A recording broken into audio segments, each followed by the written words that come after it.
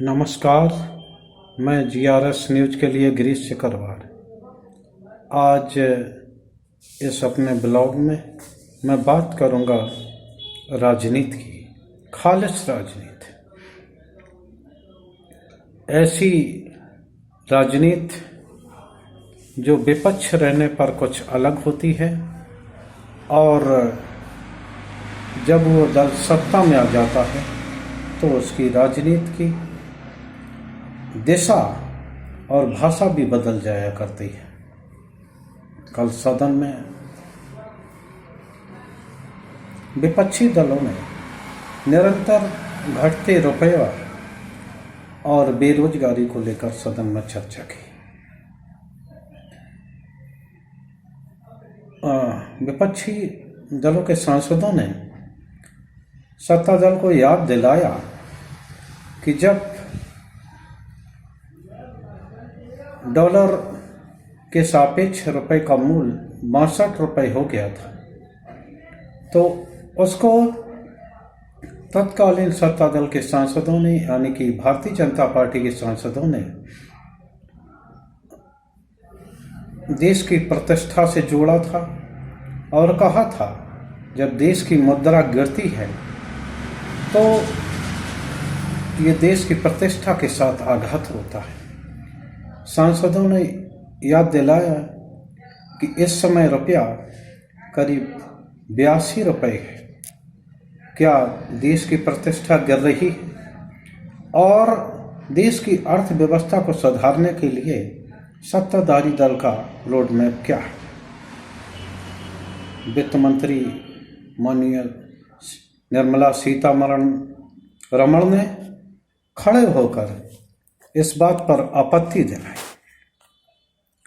और ये कहा कि देश की अर्थव्यवस्था को कोई तकलीफ नहीं है, कोई भी हानि नहीं है।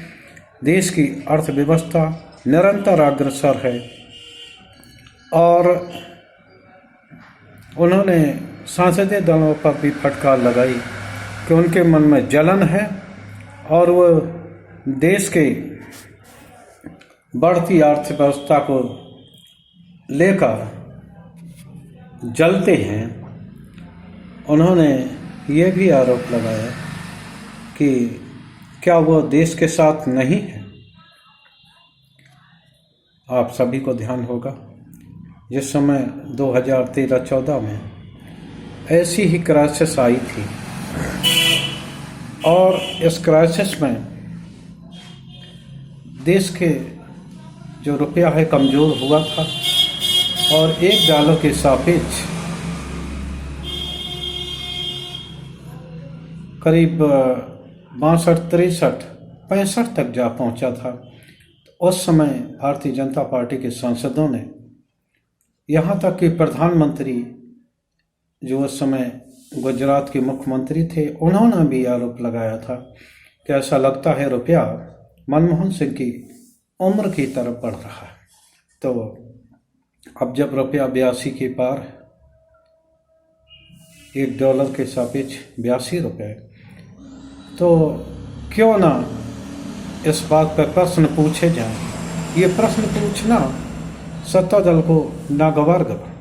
जब वो विपक्ष में थे तो किस प्रकार से सत्ता दल को कटघरे में खड़ा किया करते थे और आज जब सत्ता दल में बैठे हैं तो किस प्रकार से उसको देशद्रोह और देश की मर्यादा से जोड़ रहे हैं। निश्चित तौर पर अन्य देशों के अलावा देश की इकोनॉमी बढ़ती जा रही है, ऐसा वित्त मंत्री जी ने बताया। आर्थिक दिशा में सुधार हो रहा है, महंगाई भी कुछ कमज़ोर पड़ी है, लेकिन मुझे ये नहीं समझ में आता है कि अभी भी, जबकि सबसे ज़्यादा महंगाई पेट्रोलियम पदार्थों की तेज़ी पर निर्भर करती है। अभी पेट्रोलियम पदार्थ यानी कि कच्चे तेल की कीमत केवल $75-76 चल रही है, लेकिन आम उपभोक्ताओं से वही पैसे लिए जा रहे हैं जो कि $140 जब बाजार में कच्चे तेल की कीमत थी, उस समय जो लिया जा रहा था, आज भी लोगों को ₹100 करीब लीटर पेट्रोल और डीजल के लिए ₹80 खर्चने पड़ रहे हैं। क्या ये सरकार की जिम्मेवारी नहीं है कि जब आपकी स्थिति सुधरी है, जब आप बता रहे हैं आंकड़ों से कि देश की स्थिति अच्छी है, तो क्यों जनता को इसका लाभ नहीं दिया जा रहा है?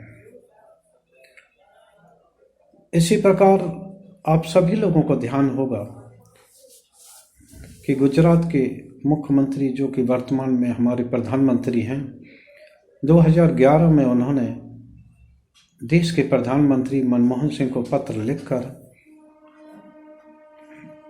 ये मांग की थी कि किसानों को जो फसलें जो खरीदी जाती हैं समर्थन मूल्य के आधार पर, तो उसको कानूनी गारंटी बनाई जाए। और जब जीएसटी लगा,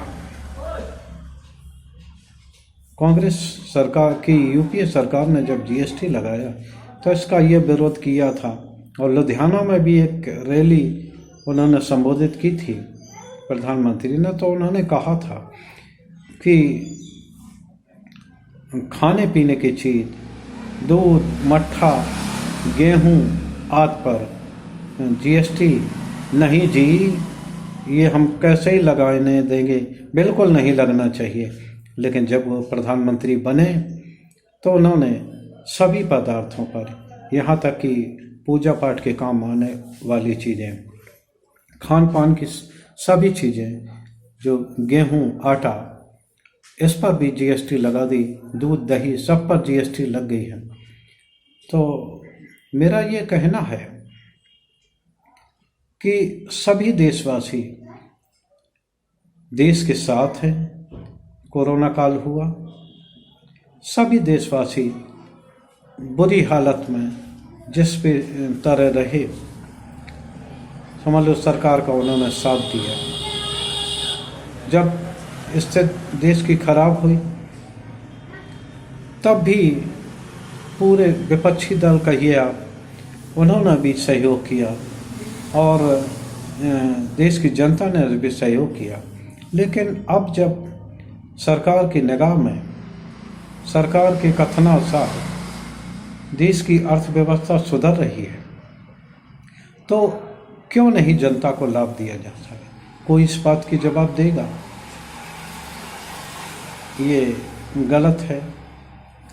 मैं तो सरकार से मेरा यह पूछना चाहता हूँ कि जब प्रधानमंत्री जी इस बात की घोषणा करते हैं या अन्य केंद्रीय मंत्री इस बात की घोषणा करते हैं कि देश के 80 करोड़ लोगों को रियायती दर पर बीपीएल दरों के आधार पर गल्ला दिया जा रहा है, निःशुल्क गल्ला दिया जा रहा है, 2-2 बार गल्ला दिया जा रहा है, तो वो मैं ये जानना चाहता हूँ कि किस प्रकार से वो ये सरकार का क्रेडिट कार्ड है, इसका सरकार की दशा और दिशा को दिखाता है, या सरकार कुछ गलत कह रही है। ये बात मुझको समझ में नहीं आती। और क्यों न